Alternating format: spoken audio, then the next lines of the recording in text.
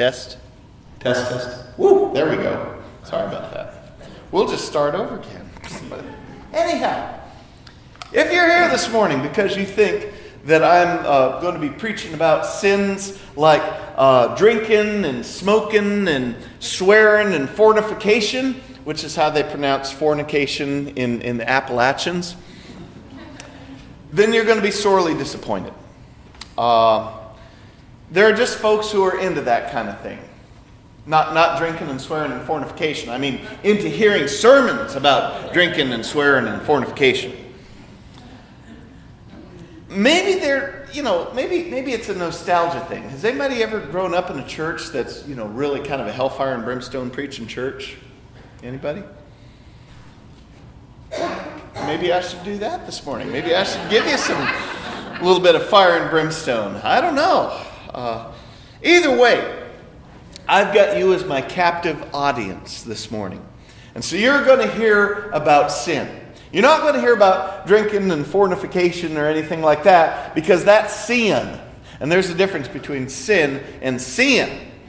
There's a lot of folks who, say that churches, mainline churches, have gone soft on sin.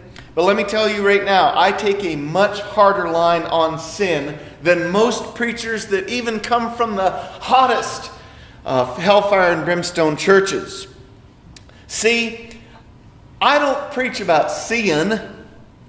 I'm talking about sin, which I'm convinced is something that we don't preach very much about in our churches today. But I take a hard line on it because I'm talking about the kind of sin that is just plain evil. The evil in this world. Let me give you an example of what I'm talking about. In 1945, during the aftermath of the Second World War, which was supposed to be called the War to End All Wars,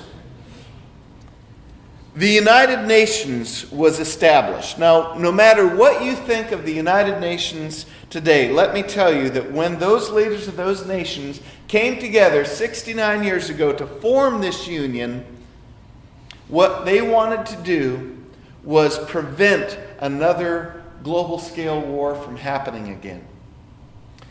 I want to read a little bit from the preamble to the design, the original charter of this UN document, and I want you to listen to it because it's kind of haunting.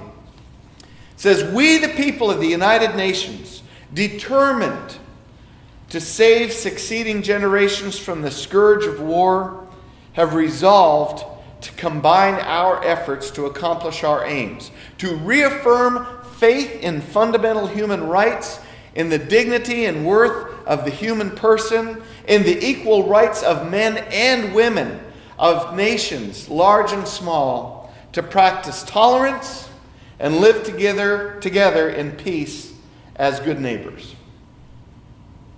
How well has that worked out? Not too well.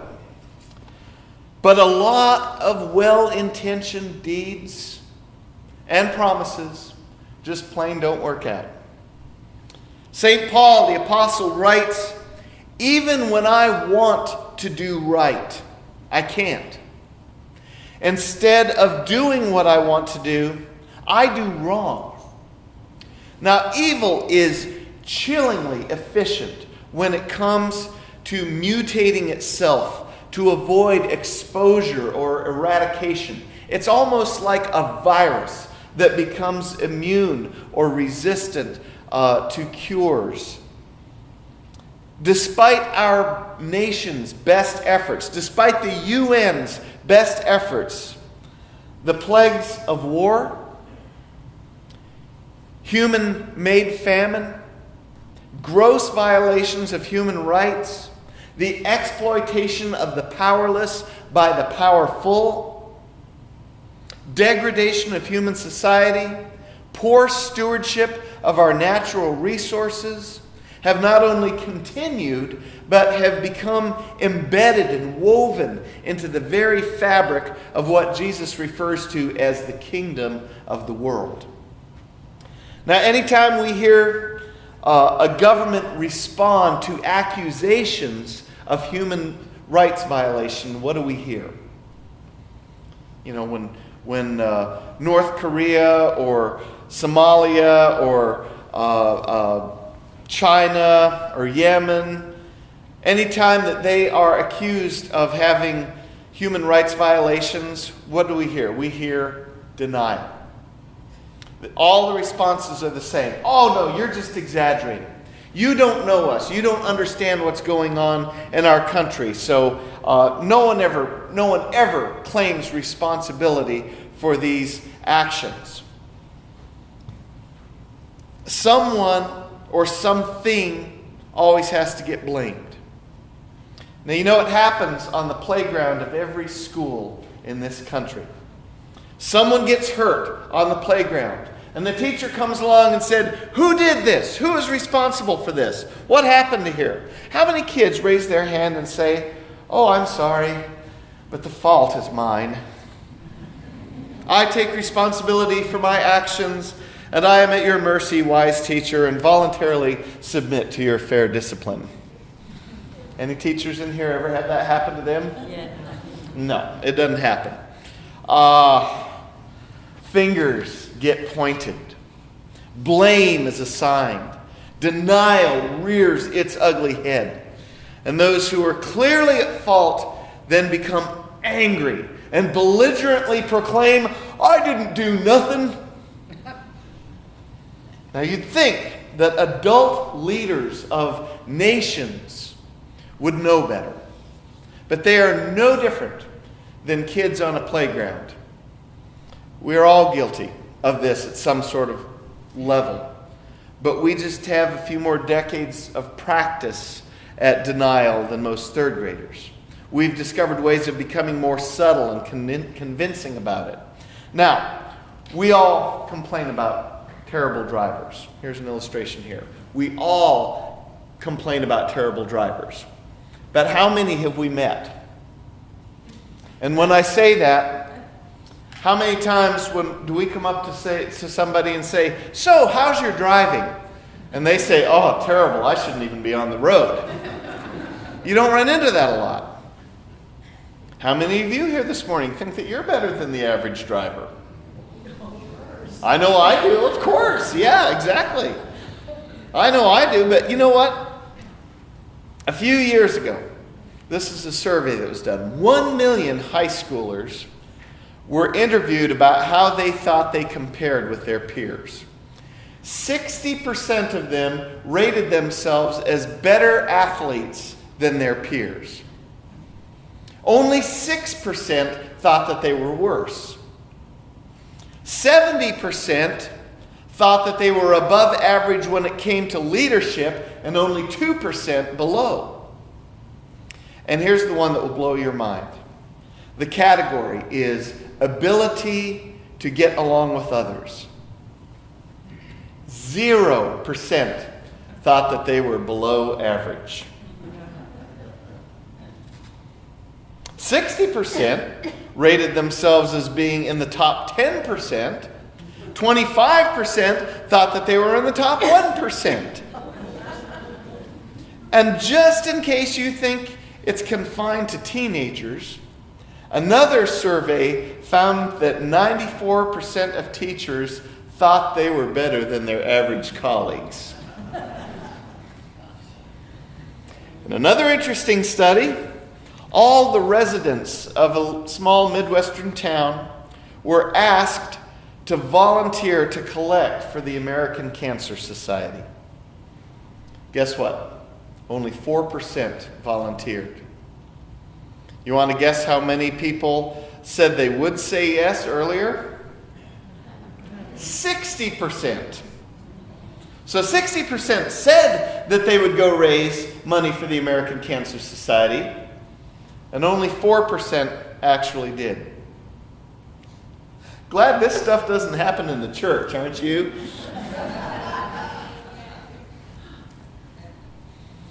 What was it Paul said? My selfish desires won't let me do anything that is good. Even when I want to do right, I can't. Most of us think that we are capable of being considerably better than most of our peers, but we end up unable to follow through on our good intentions. In every part of me, Paul writes, I discover something fighting against my mind, and it makes me a prisoner of sin that controls everything I do. We have so many ways of distancing ourselves from our own involvement in how we hurt people. And mostly it's unconscious too. I know of very few occasions when somebody gets hurt or whose feelings get hurt where there was something intentional going on. Most of the time it's completely beyond it's unconscious. We don't mean to hurt people, but yet we do. And then the other thing that we do is we make excuses for people too. Perpetrators become victims. We say things like, well, yeah, I know this person was that this person is abusive, but if you just understood what happened to this person as a child, then you'd understand why. And that's fine. I get that. That is valid. That is legitimate. But what I don't understand is when they say, okay, this person is still abusing and still getting worse, but they're not getting called out on it. Just because there's an explanation for certain behaviors does not give you an excuse to keep on doing them. Paul said, we know what the right thing is.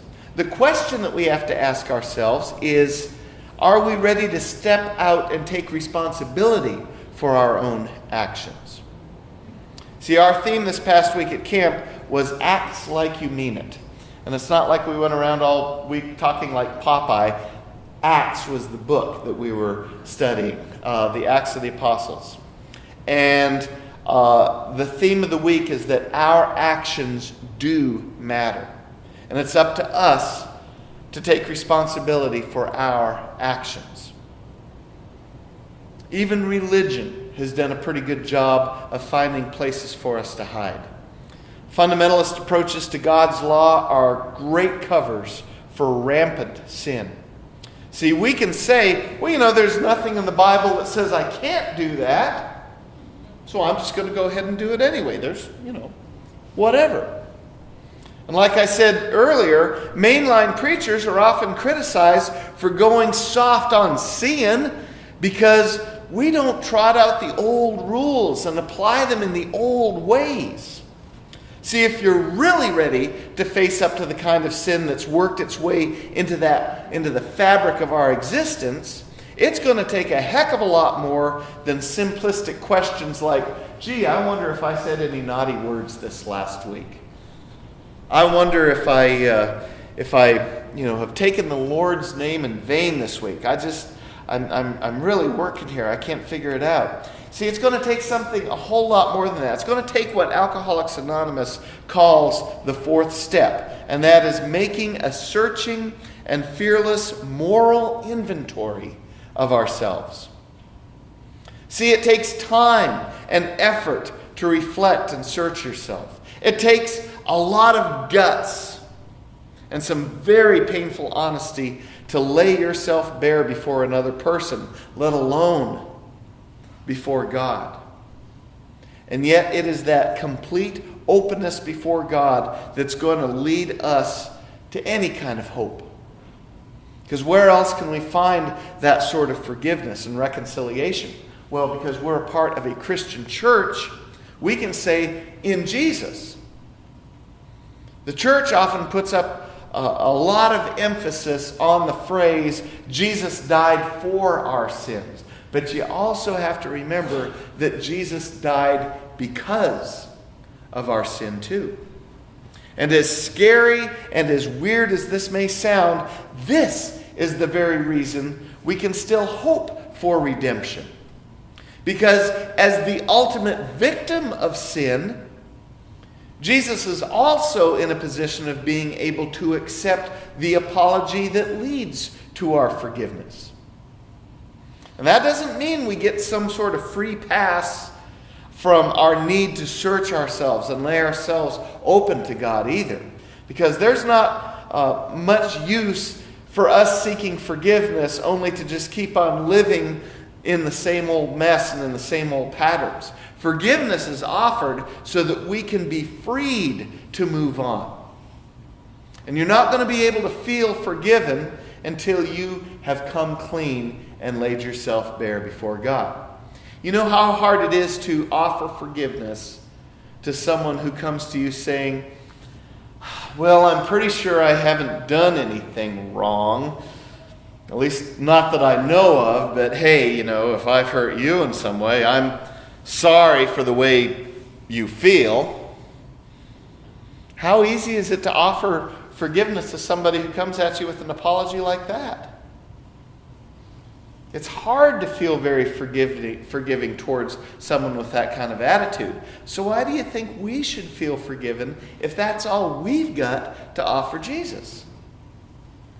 See, if you want to be set free from the guilt and the entrapment of sin, you'll have to step out and stand before God, warts and all, where you can be seen for who you are. Now, I can tell you that Jesus is going to accept you and welcome you into the family of the forgiven and the liberated. I don't have to tell you how to live in fear when your relationships are dependent on others not knowing the truth about you. Lay it out on the open. You don't have to go around bearing your soul to everyone, but to God and to anyone else who you need to be authentic with.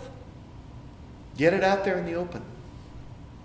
Here is your opportunity to stand before God, stripped of all delusions and all pretensions, masks ripped off and cast aside.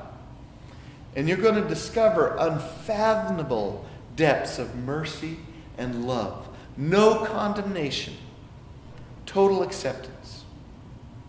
Jesus is here and now, inviting each one of us to unmask ourselves again and again and meet him at this table, where he himself lays open for us and offers himself to us in mercy and love. Would you pray with me?